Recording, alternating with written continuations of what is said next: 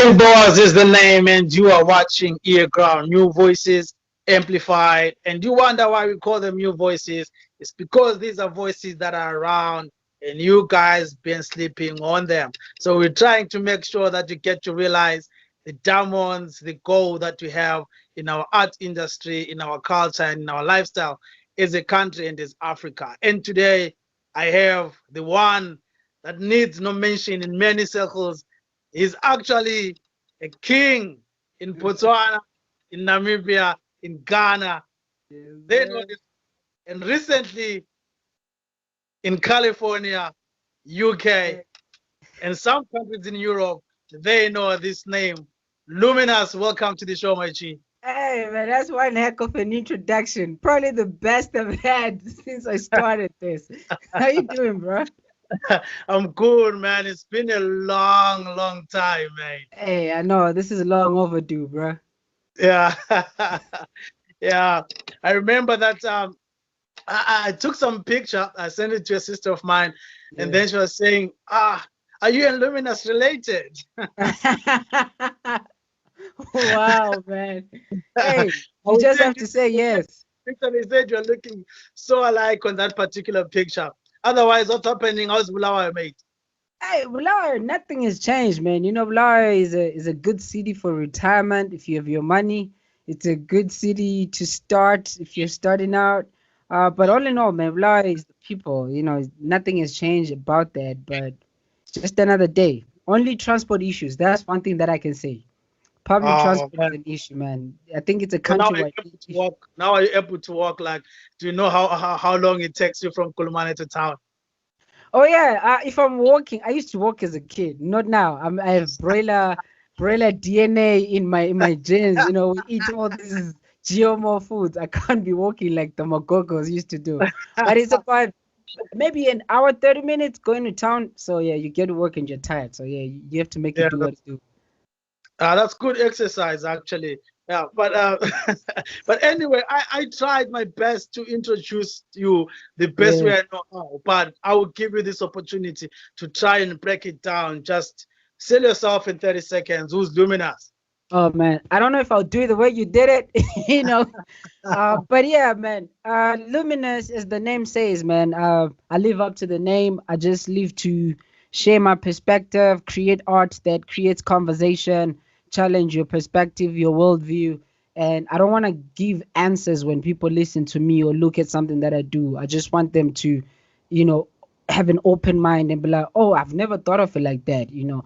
And above everything, I just want to enjoy it, love God, love people, and do what I want in that order, because then whatever I do is from a place of love. I would want to give you the best songs because I love you. I'd want to, you know, be the best version of me because I love y'all. So that's in a nutshell, that's what drives Luminous. Nice. All right. Let's come back. Let's come back to family. You speak a lot. You rap a lot about your mom. Yes. So I would like to find out, like, your mom seems to have been such an influence and a pillar in the person that you've become, and it comes through in your music. Yeah, It yeah. comes through your statuses that you post on social media. So I'd like to find out when you decided to say, I want to do art. I want to Yeah. try this art thing. What was her response, and what type of a person is she in terms of accepting that you're an artist and you Yeah. need to pursue whatever you need to pursue as an artist? Oh yeah. She wasn't as understanding at first. The first I remember, first time I ever told my mom, "Mom, I want to be an artist. Please pray for me." Those were my exact words. Yeah. And she was like, "I don't know how to do this," but her thing has always been get your education, get your job, you know, have security, and we have that. So, but I think maybe having a job and being able to help out at home, you know, there's not much pressure, you know, because So, it's like, okay, you can do what you want, you know, but be responsible. So I think that's what alleviates a lot of pressure. I'm pretty sure if I wasn't working right now, the conversation would be different. different. Because how All do right. you explain paying for a studio session? I mean, granted, now I have paid for my own setup at home, But with no job, how do you explain paying for a studio session when you could be helping out with Meal at home? So, and for a teacher, that doesn't make sense. And my mom Yeah. being a retired teacher, they don't lose the teacher in them. So I think her understanding is because she sees, no, I raised a responsible young man. He does what he needs to do as a son first, and let him try out whatever he wants to try out. If it fails, it fails, but at least there's security in, okay, ma, I'm taking care of you. All right. Nice. And then, at what stage did you decide that I think this art thing is something that I would like to pursue? And maybe let's say, what was your first art creation or your first art thing? And then you're saying, like, I think this is something that I would like to pursue. This is something I would like to do. Yeah, so I was a late bloomer. I think I still am though. So which is why I'm comfortable in my own skin. I never look at, oh, so and so is doing this by now. When am I Yeah. gonna do it? I mean, we have low moments, but there were times where I was oblivious of how good I was. Like had no idea. Yeah. And then there was a time I was in Sunday school. This other guy who was like an uncle heard me just rapping for fun with my friends. He's like, yeah, you know what? You're gonna perform. So they had a talent show after one of the services. It was like a conference, people from everywhere. And he said, what do you need? You need a slow beat, a fast beat, or I was like, give me an average one. He played a bit, literally on the spot. I came up with a song, you know what I Yeah. mean? And people loved it. In my mind, I'm like, hey, that's cool. And then my friends are like, bro, you killed it. Because it's like everyone from your neighborhood is like, now they feel like, yo, you put us on the map. They were trying to Yeah. make on some girls from uptown. Now it's like, yeah, now I can say I'm your homie type of thing. So that was the first time really my art meant a lot to other people. The first time it meant a lot to me was probably when I had a tough time and I was able to voice out my emotions. And then for me, it was just an outlet. But seeing people gravitate towards it is what made me say, you know what, I can do this. Nice. Yeah. And then, with music and work, school, and Yeah. everything, when do you find time to create the music that you're creating? Because I know that you've never been 100% music. Something has Yeah. always been going on. If it's not fashion design or something Yeah. else, something has always been there. So how do you find time to create the type of music that you're creating? I hope Yeah. people will take time and listen to the gems that you have Oh, out yeah. there. Yeah, They have they to. quality stuff. Yeah. Yeah. For me, I look at it as it's all a job now. It's part of my job. I All right. don't try to treat it as separate. This separate from that. This separate from that. I try to make sure that everything connects to each other. Like with the clothes, um, I treat it as it's part of the brand. So when I'm creating, the music feeds the clothing, and the clothing sustains the music. And then with my work, I'm a creative. So I deal with numbers at work every day. Numbers, paperwork, data. I just try to find creative ways of doing that job. That's what makes it fun. Otherwise, routine is gonna make it depressing for me. Like creatives, Yeah. we can't do routine. And Yeah. so at the end of the day, creating systems that allow me to do it like a thread. So setting up a home studio allows me to come and record anytime, even in the middle of the night. Having headphones as I'm going to work, it allows me to get beats from producers and I'm listening to it and I'm writing on my way to work and stuff. And school, I can do that. So I have a very understanding boss, to the point where I had a rap battle in Botswana, and she learned of it later. She's like, you should have told me. You could have taken the whole Friday off and then traveled on in the morning. But anyway, Yeah. don't worry. When you come back, you can take the Monday off. That's the type of boss that I have. So that I feel like that's God working as well to say, you know what, I'm gonna put you in positions where you're able to share your gift, you're able to study, you're able to work and take care of your family without necessarily straining yourself. But with anything creatively, man, it's all connected to the music. The poems I do, that's connected to Yeah. me writing the music. The rap battle is connected to my passion for hip hop. The short stories I write, that's just me being a storyteller even in my songs. So Yeah. work kind of gives me the capital to kind of finance all of that because we don't have people backing us. It's all from Yeah. our pocket. I don't know if that makes sense, but yeah, man. Yeah, yeah, it does. So now I want to kind of delve into some of your productions Yeah, yeah, and look at the inspiration. Let's start with the word driven that you have put yeah, not only in your music. It's driven was your first album. Then you came yeah. with Kulumane Drive. Still, there is an element of Mhm. driven. And then you have your t-shirts which are Yeah, driven. So yeah, what's this about? Where does driven come from? What is the message? yeah. What is the inspiration? Oh, true. So one of my mantras is, like I said earlier, love God, love people, do what you want in that order. Yeah. And so how I look at it is whatever you prioritize, whatever you want to achieve, whatever you see as success, that becomes your drive.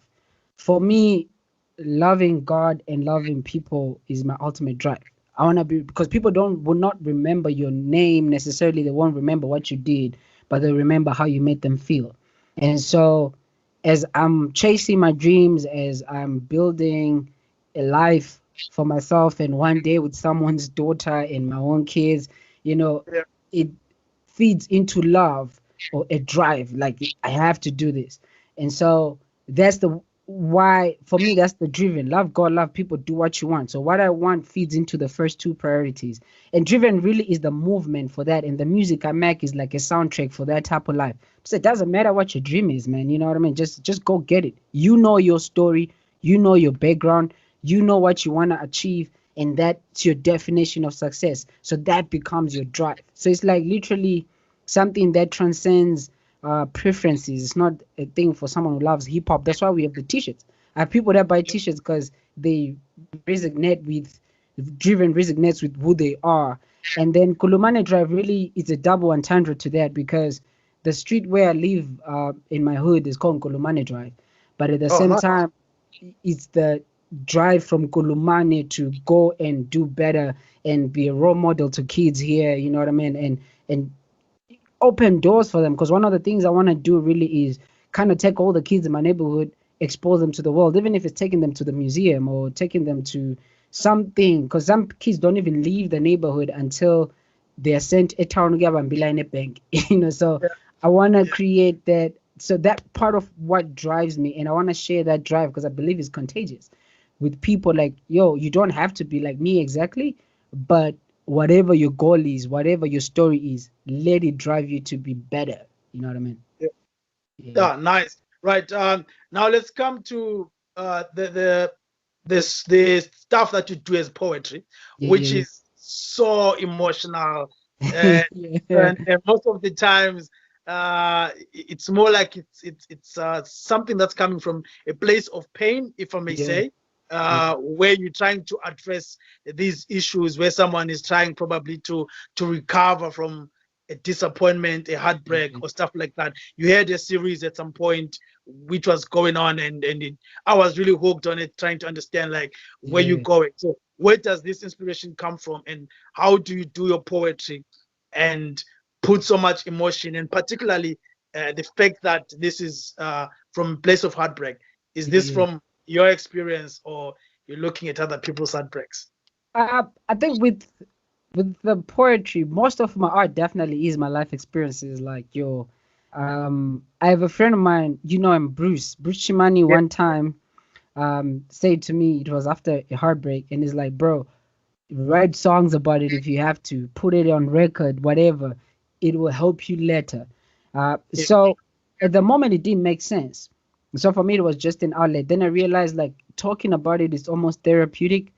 And then sharing it out there is just me filleting myself or being vulnerable enough for people to see the human in me, because there's something about humans that when we see something that we also go through in private, we can yeah, recognize it and we gravitate towards it, right? yeah, And so for me, it's just sharing. That's why when you watch America's Got Talent or Britain's Got Talent, someone comes and say, uh, I was homeless and what whatever they yeah, perform after that, it's like the background story, But yeah, for me, I don't get to share the background story. I just share the art, but still yeah. people gravitate towards it. So that's literally what inspired that whole series, man. The later series to really just open up, and I try to carry that throughout my art.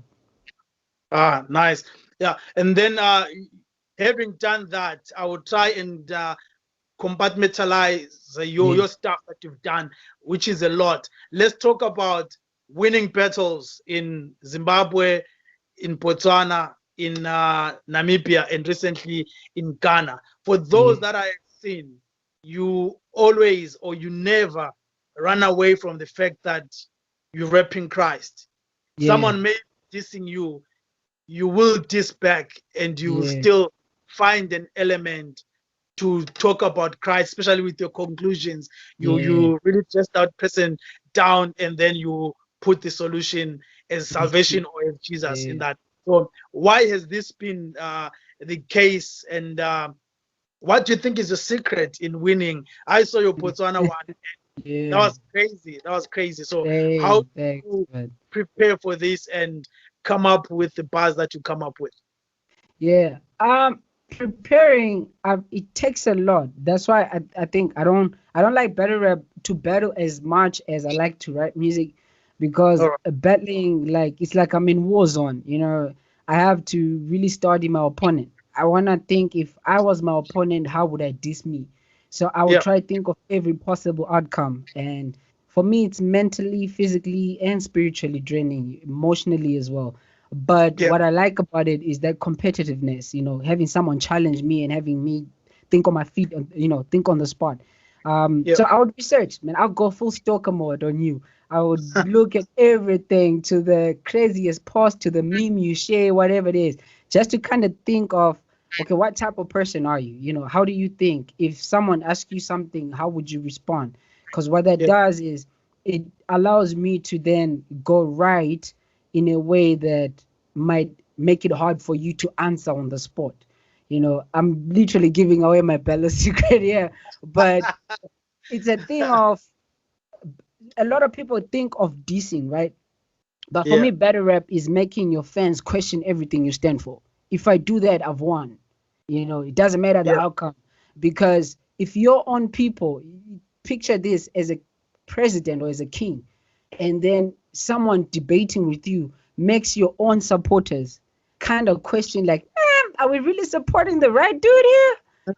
It's a rap. It doesn't Yeah. matter what you. So for me, that's what I'm trying to do every time. I study the opponent, find a weak link, and as to sharing my faith, man, I think it comes down to who I am. That whole drive thing, like, just trying to share my hope with people. Like, hey, man, we can do all of this, but it all feeds into a bigger picture. There's something bigger than us. But Uh, creatively doing that without being condescending or being corny, which is what sometimes Christian art can lean towards if we're not careful. You know what I mean? yeah. Nice. And then you have this series Unasipo. Yeah. Yeah. What's that about? I find it really interesting. It's quite Yeah. comic to Yeah. say, and at the same time, uh, I pick that these are things that do happen. So, what was Oh, the inspiration for Unasipo? yeah. So, it's things that I've grown accustomed to growing up, where I grew up. Yeah. Would see things like this happen, hear stories like this. Um, the series, though, so every day I get home from work, it doesn't matter. It's a discipline I have. I make like 3-4 songs a day, right? Because the goal is to get to 100 songs. So this one Wednesday night, I've done my 3 songs, but I am not sleepy at all. And then this beat comes on, and I just start, like when an idea comes, it's not like it comes in bits and pieces. And the Yeah. episode one just comes to my mind, and I start laughing, bro.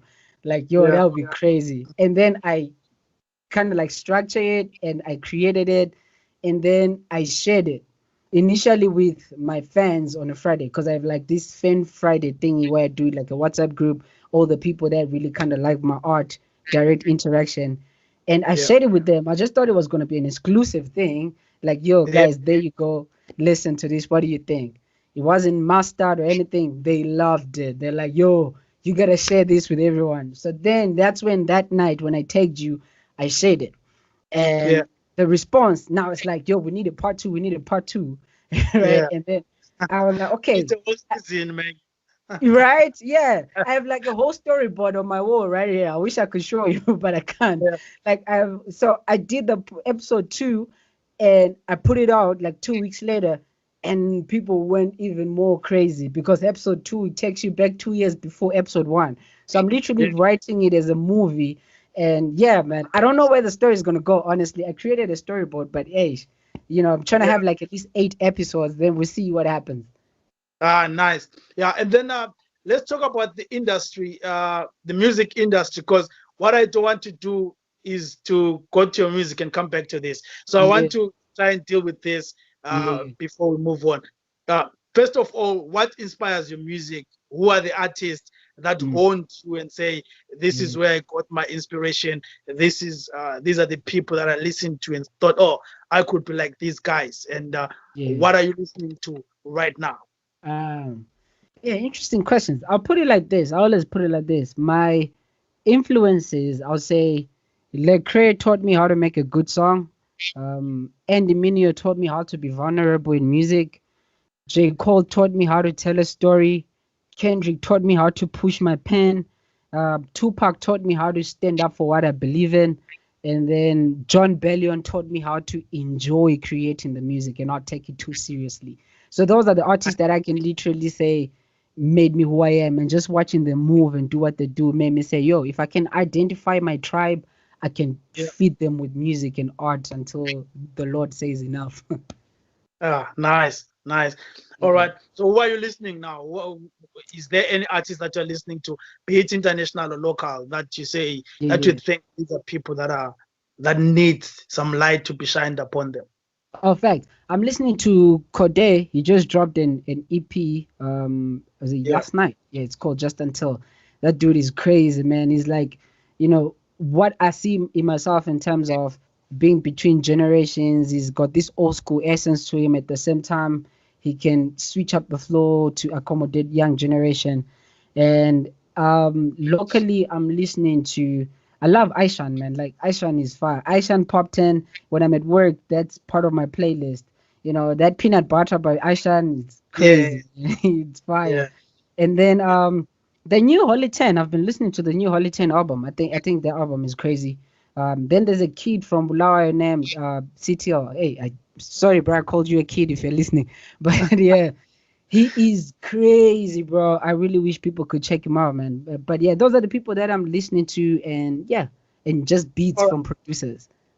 Ah, nice. And then Yeah. we have all these new radio stations that are Mm-hmm. not so old, which came Yeah. up, and one of them was ZFM. And at some point, there was a segment that was dedicated to Bulawayo music. Yeah. I don't think it's still there, but I don't know if the Bulawayo music was taken from there and spread across, which I doubt. And then from that platform, there were some names like, for example, MIC, Yeah. which was on the number one for some time or on their charts, among Yeah. many other musicians from Bulawayo. Um, Mhm. would you say the Bulawayo, as an art industry, are we growing? And is there a problem? Is there anything that we could do to try and fix this? Where are we missing it? Mm. There's a lot of factors that come into play, in my opinion, because we can't solely accredit it to radio play. You know, in as much as it would be great to have our own platforms that are national. Yeah, Yes, we have Sky's Metro, but Sky's Metro is Bulawayo. You know, yeah, someone in Harare has to go online to listen to Sky's Metro. We have Kulumani FM, and viewership has picked up, but that's just one national radio station from Bulawayo versus everything else in outside Bulawayo. And yeah, so, talent wise, Bulawayo has immense talent, and no one can argue with that. No one can dispute that. Um, but I feel like we need more structures. We need more structures to kind of like make sure that when someone comes into a system, be it the industry, in my opinion, I don't think Bulaya so far has an industry, because in industry we're talking of exchange of funds for art. We're talking people being compensated for their craft. We're talking all these different facets of the industry working together, which is something we're slowly seeing, but there's still a big chunk of that missing. And so what I personally think we can do better, I always tell my friends when we bump into each other into the studio, fellow artists, that we need to create our own platforms, man. And Lord rest his soul, Vin used to advocate for this as well. Like, Yeah. Vin was one person every year you knew he had a Calvin show. You know what I mean? And it'll be packed. We have a lot of kids that will go there. But apart from that, we have a lot of lower artists that are solely dependent on bookings. But bookings do not really show you if you're growing as a brand, because at the show where you're booked at, there is 500 people there to see Ja Preza, there's 500 people there to see Winky D, then there's I don't know how many people are there to see you. But if we get to a habit of doing our own shows, even if we have to put up our own money, like we saw with the August Rush, we know how many people are coming there to see us, not Yeah. there to see the headlining act. And that can help us gauge to see, okay, this is how much we've grown. These are the numbers we're pulling out. These are the people that really love our craft. Okay, how then do we reach out to more people? So until we're able to do that and have ownership of our platforms, ownership of the the mediums of communication with our fans, and we won't cultivate a culture or where art is celebrated. Yes, there's economic factors that we also have to consider in terms Yeah. of how many people are willing to pay for tickets, how many people are willing um, to buy data to go check out a song that is dropping on Friday. But all of that, I don't see it possible until we take the initiative to put our money, even if it's our money together. Sometimes it's resources, it doesn't have to be monetary, where we Yeah. can draw these people like, okay, cool, we have 20 fans. Okay, guys, let's go into the streets. Let's look for 100 fans. But until then, I can't speak of an industry. We are just caretakers for shows when they come here. Yeah. So and we need to own our stuff. Book a venue. Let's do something by ourselves. Let's see. Yeah. Okay, we don't have fans. Let's reach out to people, because I hear a lot of conversation and chatter about corporates don't put money, and to a certain degree that is true. But I strongly believe, as a business person, as an entrepreneur, I don't want to put money where the numbers don't make sense. Yeah. So how many people are coming to see you? It goes back to that conversation. If a Yeah. promoter asks Drake for a show and Drake says $1 million, yo, I know Drake is gonna pull people that are gonna buy a ticket at like $20. So maybe, who knows, I might rake in even 3 million when the whole of Zimbabwe decides to show up at National Sports Stadium. But Yeah. how many people? If a promoter says, yo, I'm gonna give you $20, can I argue and say, yo, I can make that in my own show when I haven't done my own show? And when a All right. corporate says we want you to be the face of a brand, do I have a platform where they can tap into? Because as a brand, I wanna put my Mazoe where I feel like a market can gravitate towards it, or my hair will sip where people can Yeah. buy. So I feel like that's another um, disjointed argument that we have as creatives here. There's a lot we can work on, but I feel like we also have to do the groundwork and not complain before getting the numbers. Let's get our numbers and complain once we have our numbers. So for me, Vin had every right to complain, because Calvin is one artist with the numbers. Even if you check his articles, when they'll do an article about him, his fans will go flood that article. They would read. If Yeah. Vin did Made in Bulawayo, it would be sold out. So let's get to that. And then once we have our platforms, people want to buy into that. Oh, nice, nice. Yeah. Now let's come to your creative process. Yeah. I spoke of MIC and what was happening at the time, and I remember very well that is the time when you dropped "Stay in Your Lane," and Yeah, that yeah, yeah. song was actually my ringing tone for some time. I think for two Oh, years. Yeah, sheesh. yeah, Oh, yeah. So that was a fire track. So let's talk about, where does "Stay in Your Lane" come from? You did the song with another mad artist, Tewanda. yeah. What was the song about? Oh, yeah. So there's a Kevin Hart special. This was in 2015. His stand-up comedy was Laugh at My Pain, I think. And Yeah, so there's a part where he talks about, he's like, I don't hang out with celebrities anymore, or athletes, because he told a story about how they went to Las Vegas, and they were at a club and niggas was blowing it up. And then the bill comes, he puts it to the light. It's like really expensive. And it's like, hey, my bank account, they have to process the money from a business account to the personal one. So I can only afford to pay this out on Monday. And then as they're walking out, his friends are like, yo, that was fun. Let's do it again. And he's thinking, snap, I can't afford to do this every night. And then he was like, I'm staying in my lane, people. So after watching that, I started really processing about how many a times, because we want to do better, we want to improve, we look at other people and we put ourselves in their shoes instead of looking at what we are doing and being ourselves and taking our time to really invest in ourselves and grow. So that's really how I started singing the chorus in the bathroom, thinking about that. And then we went to La Josh. He made the beat in like 15 minutes. That beat was made in 15 minutes. That was 2013 actually. And then we sat on the song and only recorded it in 2015, and that's when it came out. Ah, nice. So how was the reception? Would you say you managed to push it as far as you wanted to? Honestly, at the time, I wasn't really as vexed about distribution and all these things as I am now. But locally, it did open up a lot of doors. It saw us performing to a lot of churches. A bulk of the fans I have right now were because of that song.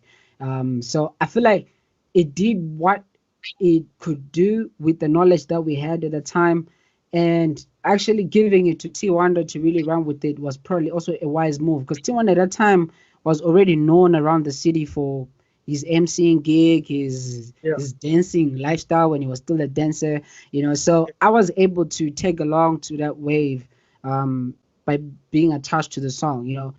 And so it did. I would say it did a lot more for me than it did for him, because he was already known, but it introduced me to a whole new market, and people really started paying attention. Oh, there's that kid. Who's that? And so, yeah, man.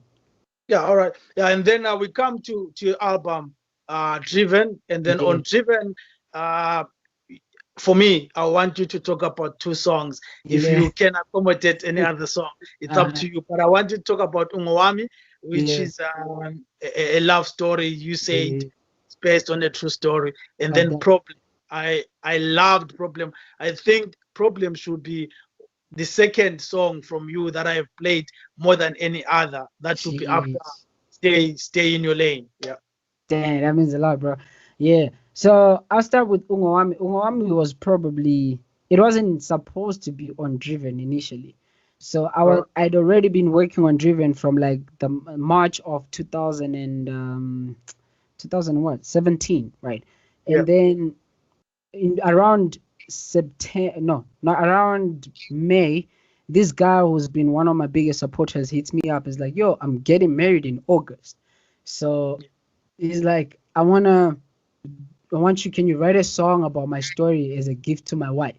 So I'm like, yeah, man, what's up? I can do that. So he told me the story, the breakdown from how they met to how they dated for 4 years, and they didn't do anything in those 4 years. They were just dating. They couldn't even have a Valentine's Day because they were always busy and stuff, to the Yeah. point of getting married and whatever. And so I was able to take that, and with a friend of mine, Dumiso, one of my favorite collaborators, and Larynx, my go-to producer, I Yeah. just wrote the song with him, and we told the story, and it turned out to be that song, man. Which, yeah, till this day, for me, like I still replay it as well, Yeah. and that's how the song came about. It just chronicles the story, a love story. It's like I can't take, I didn't add anything, I didn't take away anything from the story. How you hear it in the song, it's exactly how it is. I still want to do a video for it and get the footage of their wedding actually on the video. So they gave me their wedding footage. Now we just gotta do the whole acting scenes and stuff like that. And then with Problem was also another accidental songs. I need to make more accidental songs. So we had worked on a song, and then as we were wrapping up in the studio, so Larynx has this thing where he just plays beats as we were wrapping up just to hear if he was mastering them well. And so the Problem beat came on. I was like, bro, what's that? He's like, this one I'm not giving it to you. I'm not giving. I'm like, no, I just asked, what's that? And then it's like, yeah, it's this beat, bro. I created this sample. What? And I said, yo, I need this beat. I don't know how I managed to convince him, because usually when he says, I'm not giving it to you, he doesn't give it to you. And then Yeah. he gave me the beat. Literally from the time I left his studio to my house, I had finished writing Problem in my head. The following day, we went back to the studio, we recorded it. You know, it was just a vibey song, just making on a girl. I was dating this girl at that time, so it made sense. And the song was done, man. I wasn't trying to be as complex with the lyrics and whatever. I was just having fun on the song, and turns out it's a favorite of yours. Yeah, it's dope. It's dope. I do not only like the message. I like Yeah, how you used problem to talk about a good thing and how yeah. it comes out in the lyrics. That was really dope. I hope people will get to listen to it. Oh, Now that, let's talk about Kulumane Drive. yeah. Where does this album come from, and what was the inspiration? What body is put in and makes up the Kulumane Drive EP? It's actually an EP. Yeah. Yeah, it's an EP. Yeah, so that one really is I feel like there's so Cool Manager actually came before Driven, and it really embodies, for me, it defines me as an artist, because that's the year I really came into my own skin as an artist. Yeah. It goes back to the concept of being from Gulumane, my street where I live on being Gulumane Drive, at the same time embodying the life experience of Nkulumane and having the drive to do better and one day get out of Nkulumane, right? Oh, Um, nice. and so the whole EP is a story from the first song to the last song. It's like a day's journey.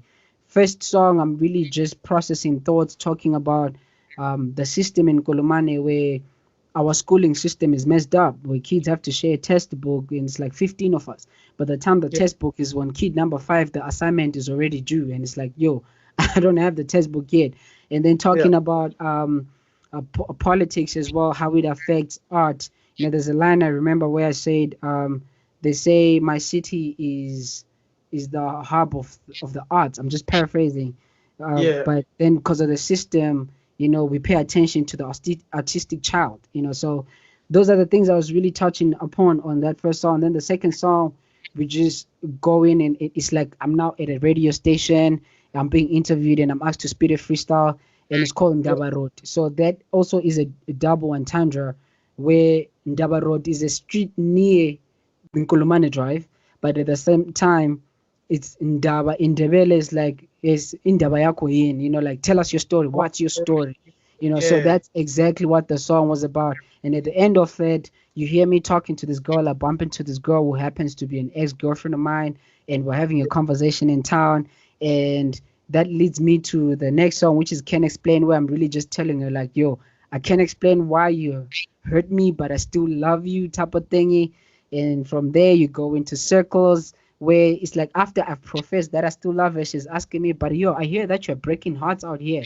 And then Yeah. I go into the converse. Circles is a concept of you are jumping from relationship to relationship, but it's like you're going in circles because it's the same cycle over and over again. So after Yeah. she asked me about breaking hearts, I'm now painting a picture of hurt people, you know what I mean? And then at the end of that, it's like we are walking and we see an article called Miracle Baby, and she's thinking it's one of these prophets. And then she asked me, then I start telling a story about the article, and that's an amazing story. People need to listen to that. And then Yeah. from there, it's like I'm coming back to the neighborhood. So you can hear me at Hyper in the song looking for a combi to go to Nkulumani. And then I jump Yeah. on the combi and I come back to the neighborhood. There's like a party, which is a song called For My People. And from after the parties, I'm having like I'm a self introspection about, yo, we are having fun, but then if I die tonight, what happens? You know, and then we Yeah. go into a song talking about life experiences, life trauma, and no pain, no gain. And then we talk about nothing but love, just trying to tell people, like, at the end of the day, I'm doing all those things I'm doing because I love you. And then the last song is called Mirawega, which was a sample of the Mapo story. Mumone Mumo ya no Mira Nezra. Now just talking about at the All end of right. the day, we are all gonna stand before God. So live your life so that when you stand before him, you can be like, I loved people, I did the best I could, I chased my dreams. So that's the whole EP. It's like a story about one day, but all different topics. All right, nice. We want to talk about the big one, regular. But before we do that, let's Yeah, address depression. You had a song that was talking about depression at yeah, some yeah, point. yeah. What was happening, and is there enough information about depression right now? Is it amongst artists? Is it amongst your Mhm. peers in general? And is this something that we really pay attention to and try to do something about it? Yeah, I think now society is aware that there's a thing called depression, but people don't know exactly what it is and the different forms in which it manifests. So it's all just speculation. Like, oh yeah, so and so is depressed, to a point where now people can confuse a bad mood for depression. Like for me, it was a culmination of things I'd kept bottled up inside for years and years. And sometimes it just takes one incident to kind of trigger it. And it's like you break down, Yeah, and it's like I could feel it coming, like I remember it was 2016 December. It's like I started going into this dark zone. I remember T Wonder asking me, like, yo, what's going on? What's going on? And it was after the launch of Nkulumani Drive. That's the weird part. Amazing yeah, show, amazing turnout, but I started going into a state of depression and I couldn't understand it. And before I know it, I'd lost weight, like all my weight, to a point where my underwear couldn't fit, bro. Like that's how skinny I was. And I yeah, couldn't sleep. I couldn't eat. If I ate, I would start throwing up. Like my immune system was now weak, according to the doctor, because of my mind state. So it's like now all those things are overwhelming me. I can't deal with it because I've put it off for so long, and now I'm yeah, crashing. Like I think it lasted from like 2017 to like 2019. Yeah, it's like yeah, that's when really I started coming out of it slowly and finding my footing. And so the song specifically was inspired by this dream I used to have. I even talk about it in the song. Like when I was depressed, I would have a dream where it's like I was standing in a cathedral and there were people sacrificing a baby, And then from that dream, I would jump to another one where it's like I was in a desert and there's all these voices calling me. It was like in the woods actually, voices calling me saying, "Yo, let's go." You're with us in the dark, whatever it is. And that was really scary. So I didn't want to sleep at some point because of that. I would have sleepless nights. And so the dream was just me expressing myself to be like, where you start seeing death as a rite of passage. Death it seems like a better option.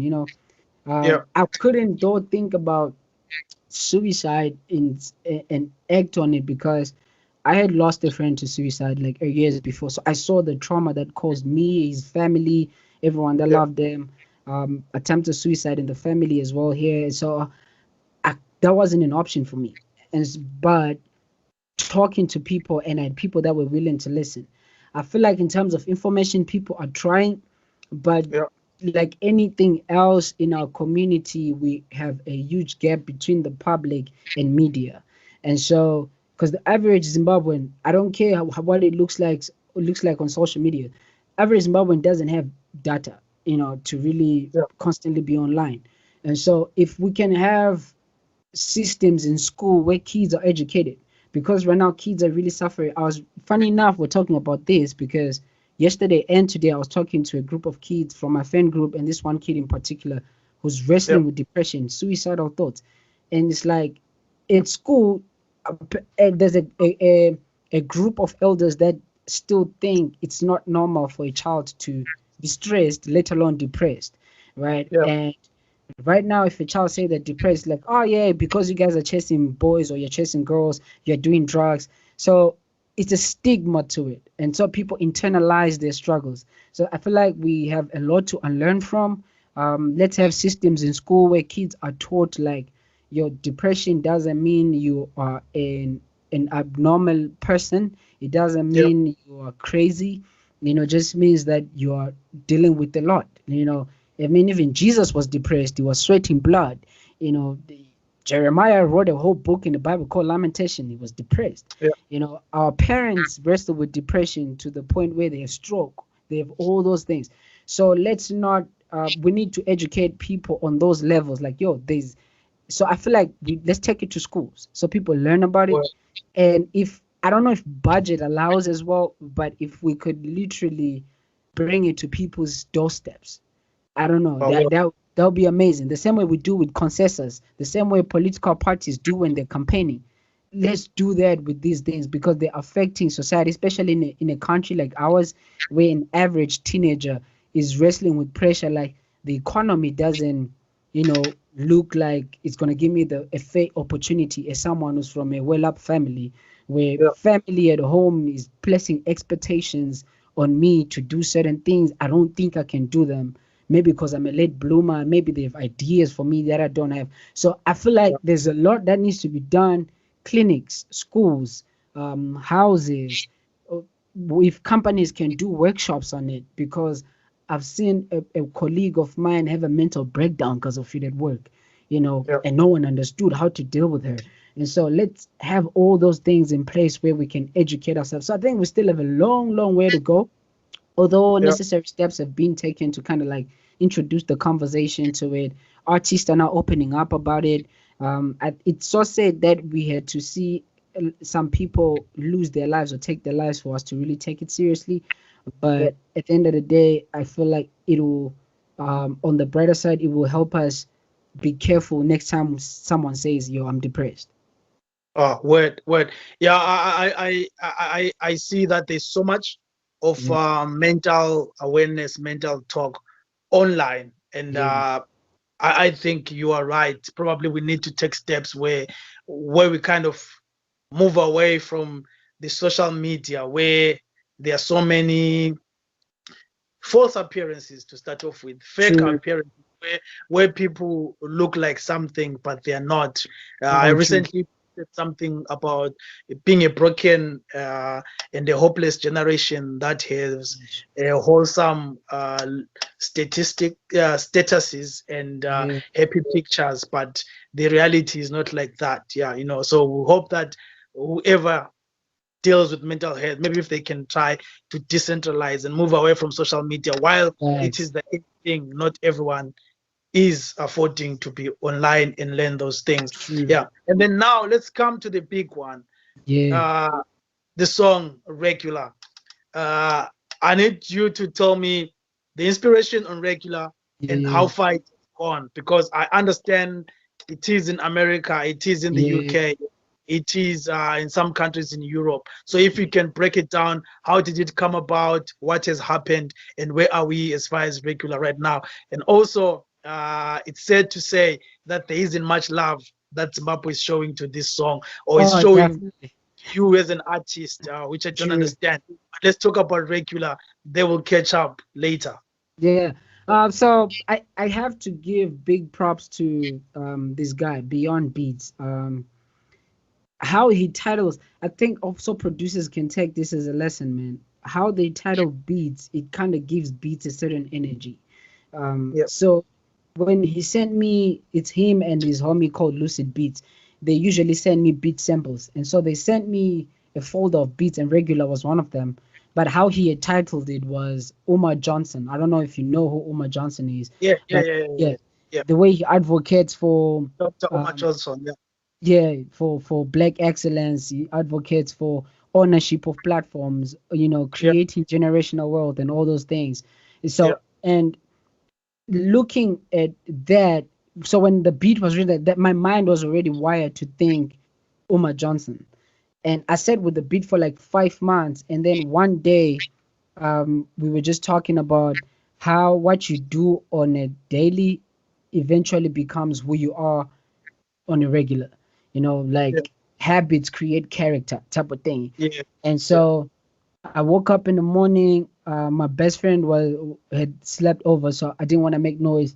I put my headphones on. I went outside, and the beat came on, and I started just vibing to it. The next thing, the word that came to my mind was regular, because we had the conversation about doing things on a regular, and yeah, the chorus came in. So that's really what inspired it. How the producer titled his bit, and he did it again with the song that's not out. So yeah, you hear that he has this way that kind of inspires you to research on the character, right? He names yeah, his after characters, and then you're like, oh, okay, you embody that in a song.